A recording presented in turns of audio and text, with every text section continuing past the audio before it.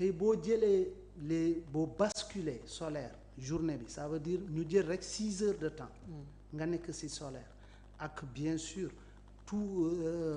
en mettant la stabilité journée bi tu produis imagine à 20 francs CFA à 20 francs CFA le kilowattheure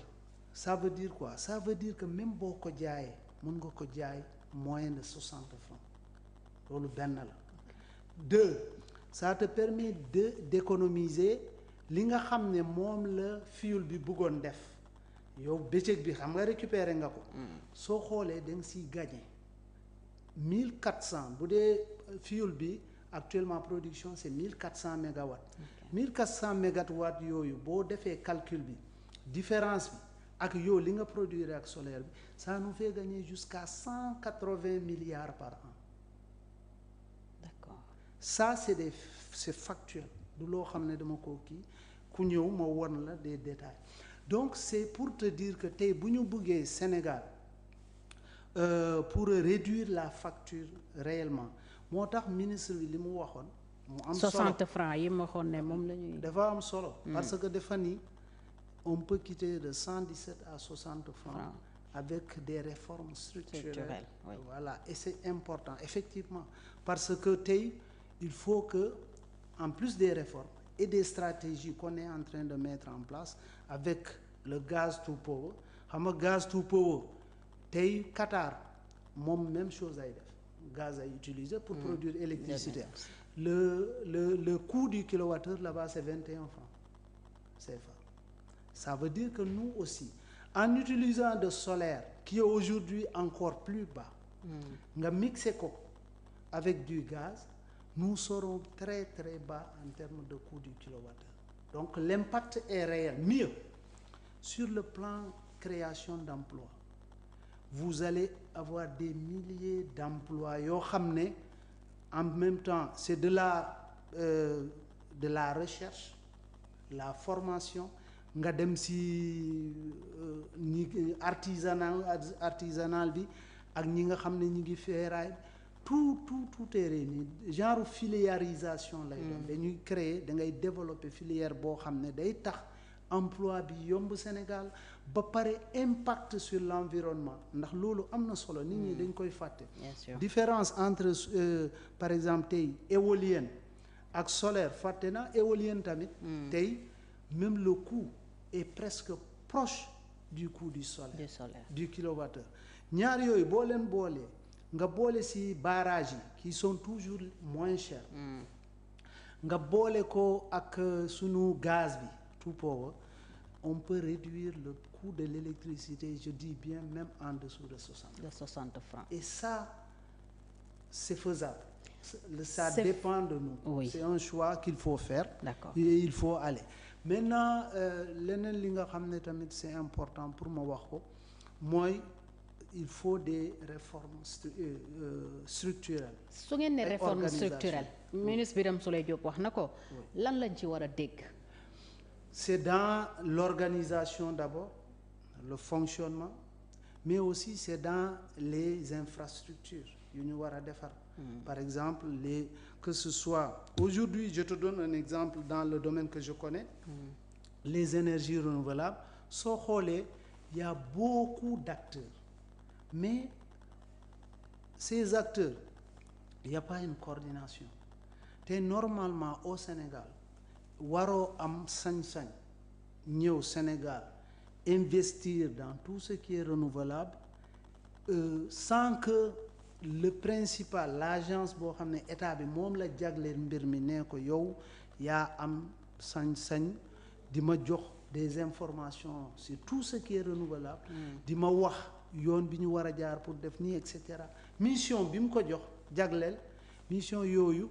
mu am ñeneen ñu def leneen te duñ ko tàgg c'est-à-dire que duñ ko sax informer parce que l'information c'est fondamental ñun bu ñu amee tey information lan la ñuy may day tax ñu am ay données fiables mais aujourd'hui vous avez des programmes beaucoup de programmes qui font des centrales solaires qui font certaines des biogaz etc mais normalement la moindre des choses c'est d'informer agence bi nga xam ne moom moo fi nekkal état bi à travers bien sûr le ministère de l'énergie et cetera. Donc cette dispersion loolu la ñuy wax il faut une réforme structurelle. beneen bi mooy xam nga les choses évoluent dañuy avancer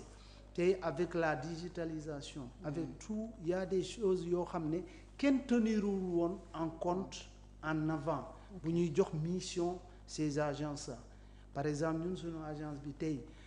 boo jëlee moromam bi nekk Maroc mooy Mazen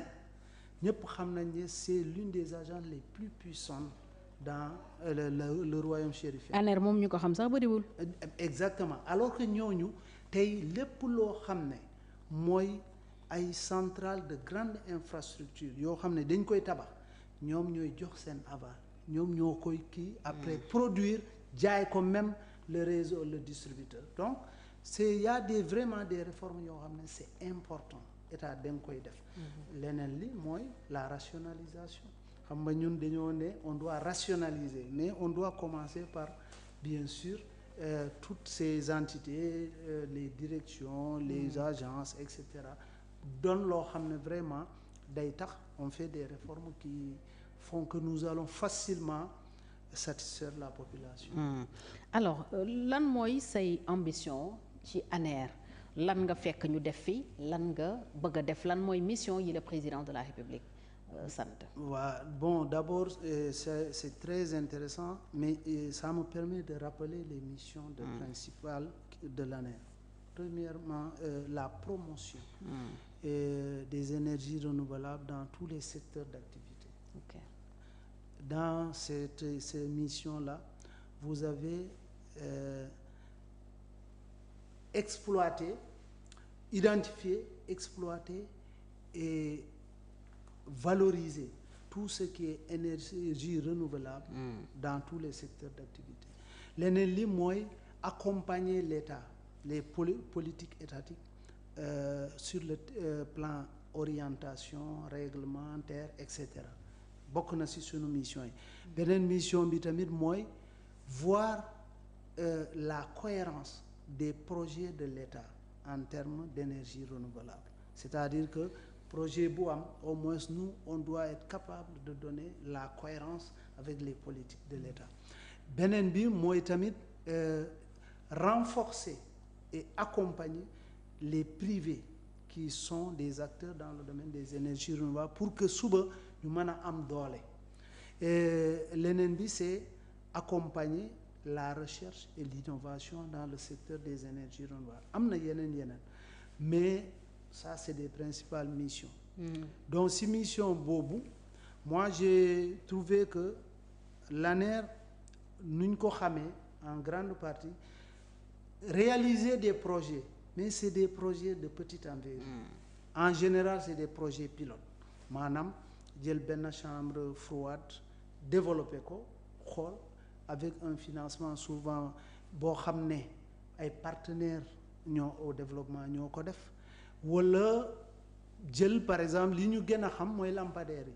parce que lampadaires yi nag bokk na ci projet yoo xam ne c'est impactant. Il faut reconnaître ça et à grande envergure boo xam ne ANER def na ko à part boobu c'est rare de voir vraiment des réalisations surtout de gros projets de l'ANER. Donc on a trouvé ça comme ça aujourd'hui on veut changer d'orientation et d'échelle. Premièrement c'est pourquoi looloo tax ñu